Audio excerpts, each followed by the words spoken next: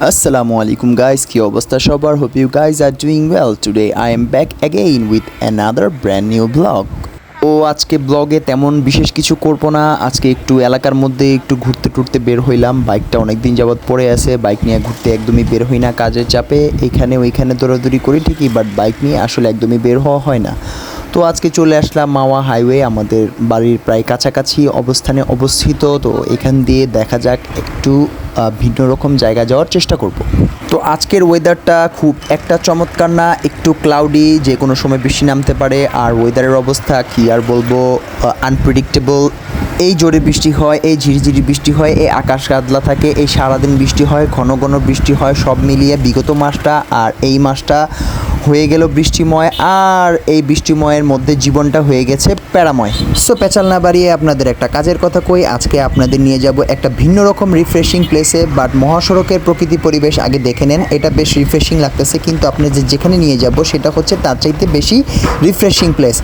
আর আমি তুষার আহমেদ ব্যক্তিগতভাবে একটা ভয়ঙ্কর নেশায় আসক্ত, সেটা হচ্ছে প্রকৃতি দেখার নেশা। প্রকৃতি না দেখলে আমার মাথা ঘুরায়, হাত পাও ঝিমঝিম করে, আর বুক ধরফর করে। ঘুরতে যাচ্ছিলাম, তো পাশে একটা সুন্দর নার্সারি দেখে থামলাম। দুর্দান্ত একটা প্লেস। আসলে মনে চাইলো নার্সারি কিছু ভিডিও টিডিও করি।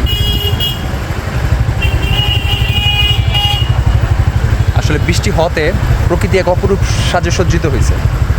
মনে হইতেছে গাছপাতা, ফুল ফল ফসল একদম সব সবুজের সমারোহ হয়ে গেছে আর কি। নতুনভাবে আর কি বেশি গ্লেজ দিতেছে, প্রকৃতি বেশি চকচক করতেছে, পুরাই অস্থির না? সত্যি জলাশয়টা খুবই সুন্দর, দেখতে অনেকটা ঝিলের মতো, খুব সবুজ আর পরিষ্কার পরিচ্ছন্ন পানি। মনে হয় নেমে সাঁতার কাটা শুরু করে দিই।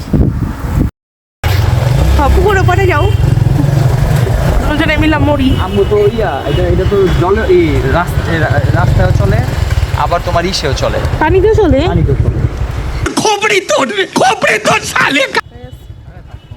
তো গাইজ দেখতেই পারতেছেন, লিটারেলি এই নার্সারিটা হিউজ।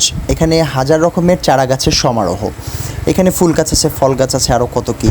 যদিও আমি ব্যক্তিগতভাবে প্রকৃতিপ্রেমিক এবং বৃক্ষপ্রেমিক, কিন্তু আসলে আমি চারা গাছের সাথে সেরকমভাবে জড়িত না। চারা গাছ রোপণ বলেন, তারপর হইতেছে বাগান, ছাদ বাগান বা ব্যালকনিতে বাগান করা, এই ধরনের কর্মকাণ্ডের সাথে আমি খুব একটা জড়িত না, যার কারণে আমি আসলে ডিটেলসলি বলতে পারবো না।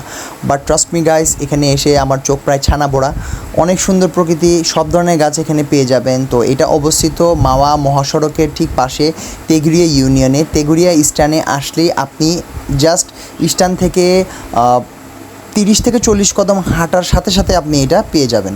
এবং এটা হিউজ, এটা অনেক বড়। এখানে আপনি সব ধরনের গাছ মোটামুটিভাবে পেয়ে যাবেন।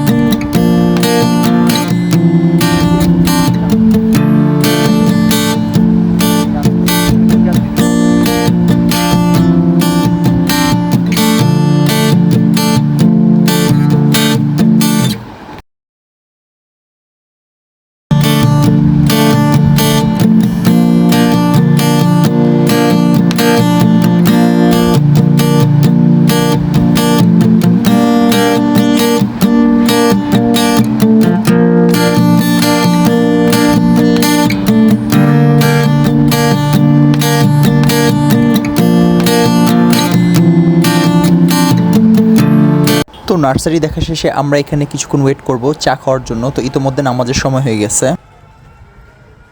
So here's the mosque and I'm going for performing my prayer, Maghrib prayer actually. It's quite dark and it's already evening.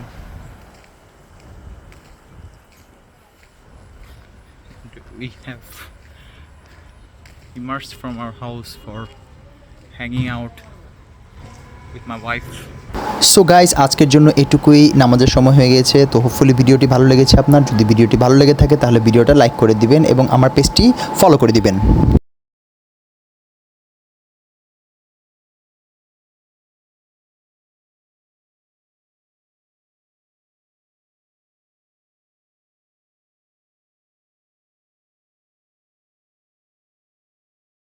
Hopefully ভিডিওটি ভালো লেগেছে। যদি ভালো লেগে থাকে তাহলে ভিডিওটি লাইক করে দিবেন এবং আমার পেজটিকে ফলো করে দিবেন। আসসালামু আলাইকুম।